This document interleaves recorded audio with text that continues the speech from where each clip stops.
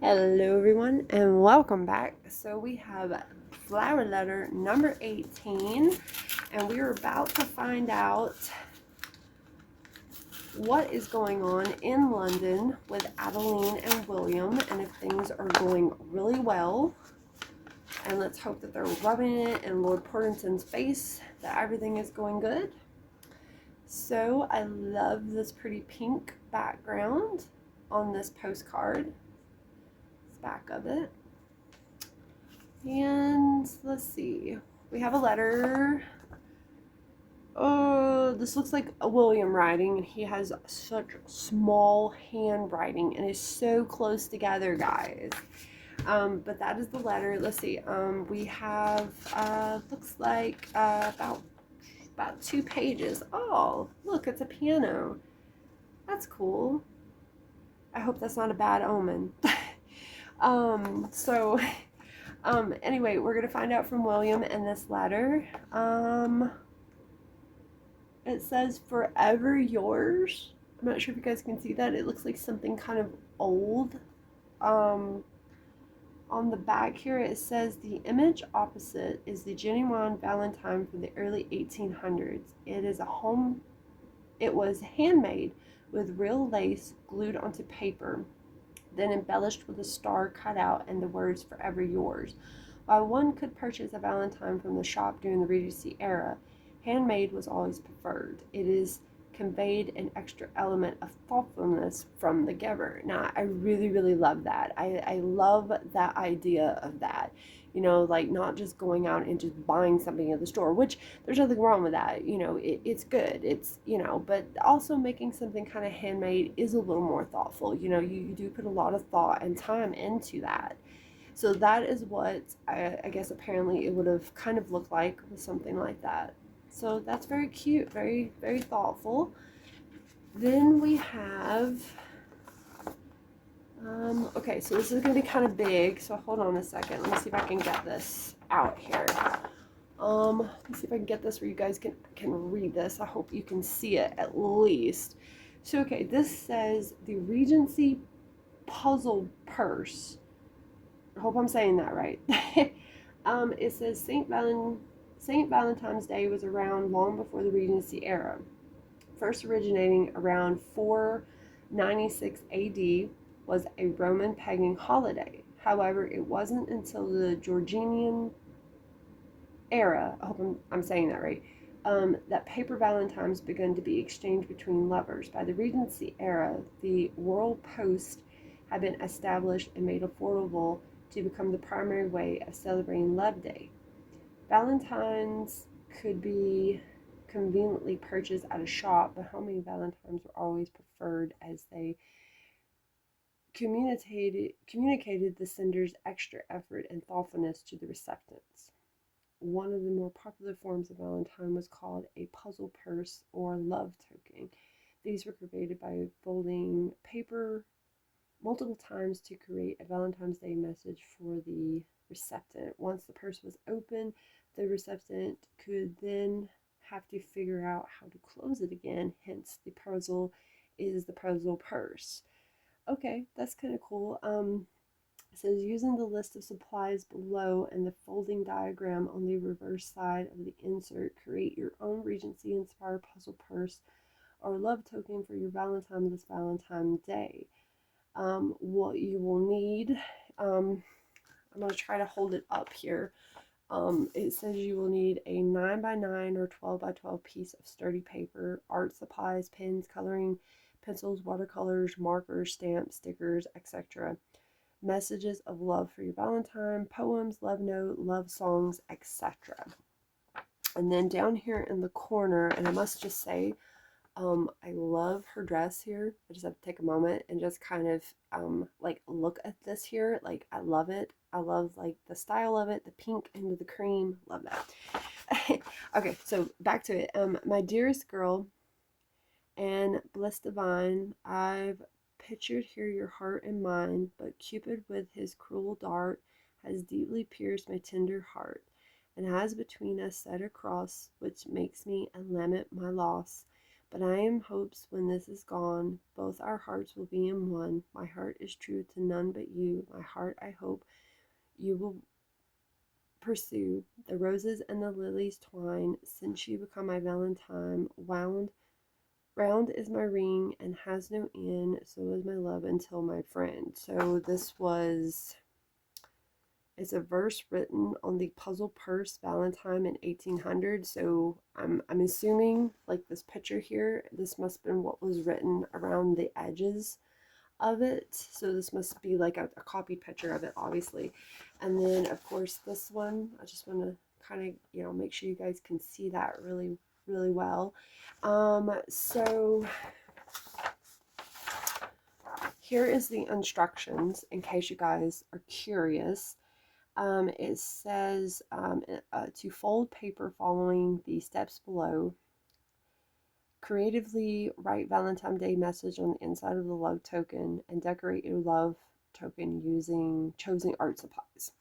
So we have, it says side A is the inside of the puzzle purse, side B is the outside. So we have side A 1, 2, and 3, and then we have side B 4, 5, and 6. And I'm guessing, I guess your next step will be 7, then 8, 9, and then 10, 11, 12, and then 13. I guess it would look like this. So okay, we might try that if I can find the supplies. I'll see if I've got some around here, and I might try to do a little tutorial for you guys, or I'll try it for myself first and see if I can do it, and then if I can, I'll try to do a video if you guys want to see that. I will try. I'm kind of curious about what it might look like my own self. That looks pretty cute though. And I must say, they had very nice handwriting and stuff. Lot better than mine anyway. So, okay. So that was that. And I want to say, I did love this poem that was here. I love poems, so I love that they incorporated that in there. So, all right. So we got this letter. Let's get to it, and let's just see what he has to say. February 14th, 1818. Dear Mama, a letter from Chapley has finally come at last. I do not wish to raise your hopes and hesitate to even write, as the only news to speak of is that he is on his way back to London and will bring the news with him. I believe his silence is due to the sensitive nature of Seth's situation, so I beg you not to fret, my dear. I will write and tell you everything as soon as he arrives. In the meantime, please continue to enjoy your holiday and your sister's company. I am sorry I have not written since we arrived in London. Adeline decided to join me for the season at the last minute. I know this news will shock you, but it is true. I prayed for this miracle, and it appeared the Lord truly does work in mysterious ways. For believe it or not, I actually have Porterton to thank for it. In doing what he does best, vomiting his noxious vial of lies to the masses, he has inspired my new wife to rise to new heights of inspiring admiration wherever she goes. Even old Nosy has taken notice of her. Indeed, a week ago, Tuesday, Adeline and I attended Lady Chester's musical charade. The Duke was there, as Lady Chester's was one of his dear friends and candidates. Porterton, too, was present, and once again hoping to make a fool of Adeline and myself. He secretly volunteered my wife as one of the performers for the evening. Adeline has not performed in public since before the accident, and as you know, has only recently just begun to play for us very recently. I was ready to run old party through when Lady Chester approached Adeline to play. Due to Portland's recent slander, all eyes were upon my bride. Could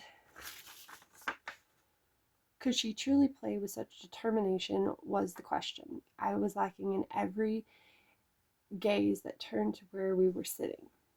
Adeline's hand in mine, an assurance I have grown quite attached to since arriving in town. I could feel her begin to tremble, and I told her she needn't play if it distressed her at all. Her answer was to simply squeeze my hand, shake her head, and begin to remove her gloves. "We are at war, sir," was her whispered response. I do not intend to surrender and may even triumph if you stay beside me as I play. I am quickly learning I am capable of denying her anything, so I stood to escort Adeline to the pianoforte. The Duke of Wellington sat within hearing distance of us and raised an approving brow, which encouraged me. When she was sitting at the pianoforte, I held my breath, hoping I hadn't just fed her to the lions. However, the longer I am married to Adeline, the more I am learning what real courage looks like. Far unlike the soldiers I trained as the captain who believe that battles are fought by only fearless men, she acknowledged her fear and then charged on ahead despite it. I could still see Adeline's hands trembling as she placed her fingers on the keys.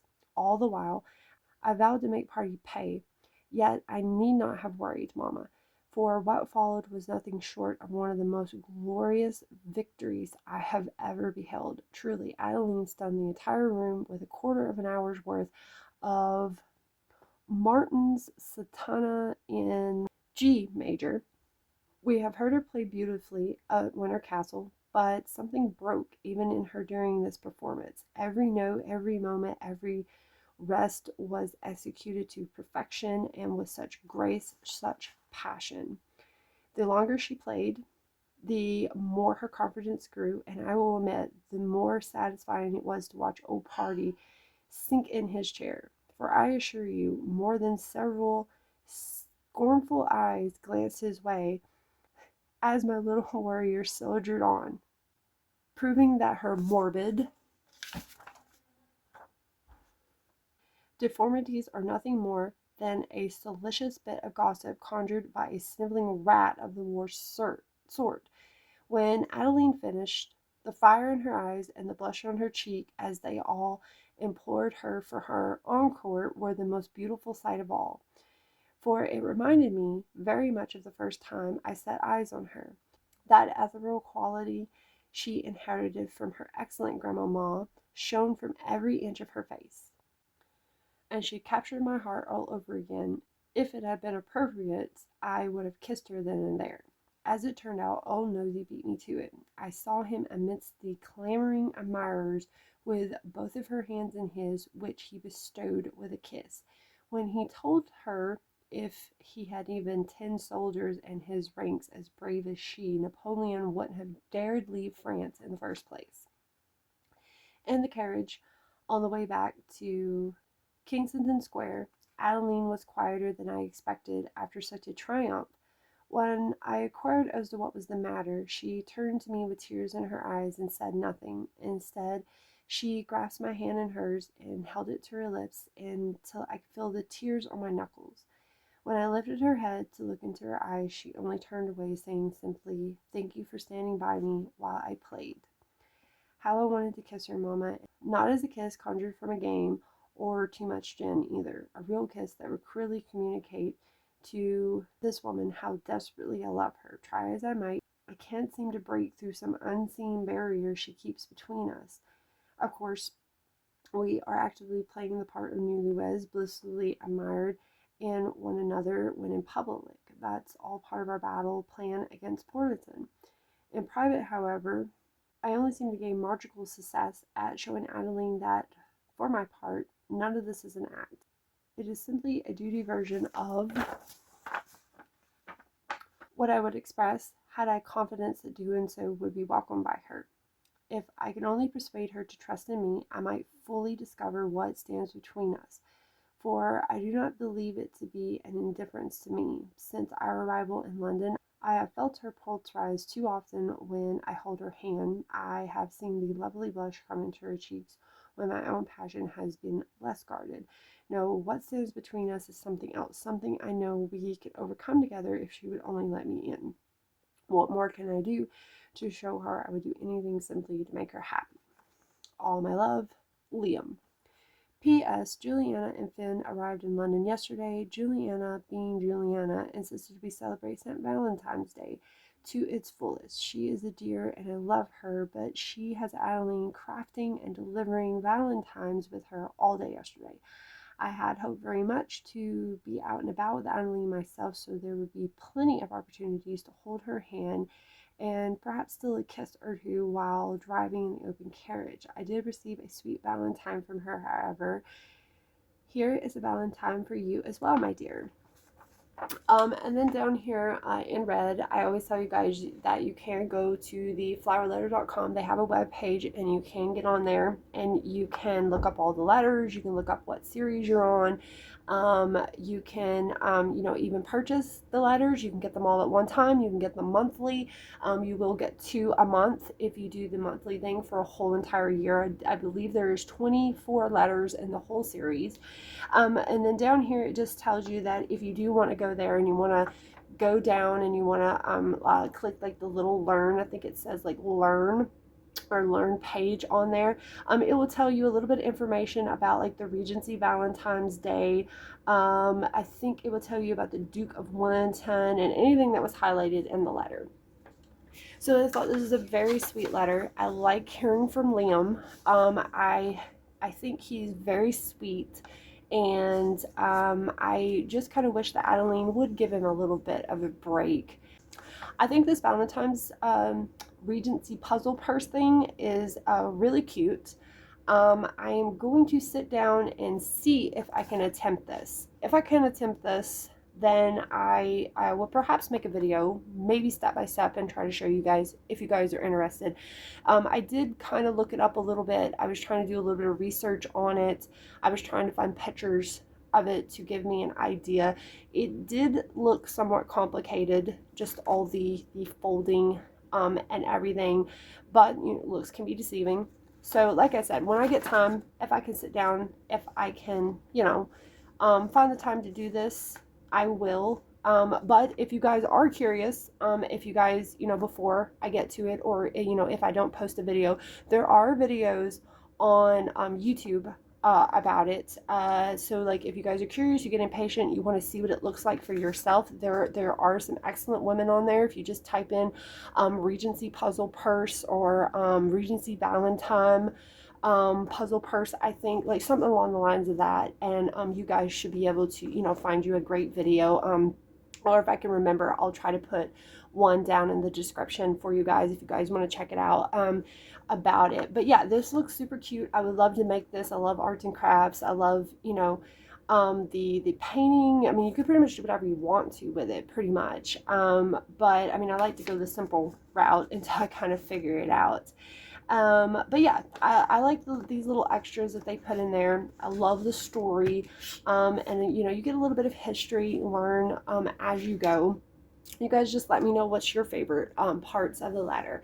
But I mean, I do enjoy hearing from Liam, and I enjoy his take on everything and how he sees everything, and I do think things are going great in London for them. I do hope it continues going great for them. I mean, you do know that they're making this Portington guy mad, and he's going to retaliate somehow. So we do have just a couple more letters to go, and then we will sadly be done with this one. But we have plenty more to go. I do believe they have 2 new letters since this recent one that I have done. So we may try them, we may not, we'll see. So you guys just let me know what you think about the letter, and I'll see you guys back here in letter number 19. Bye.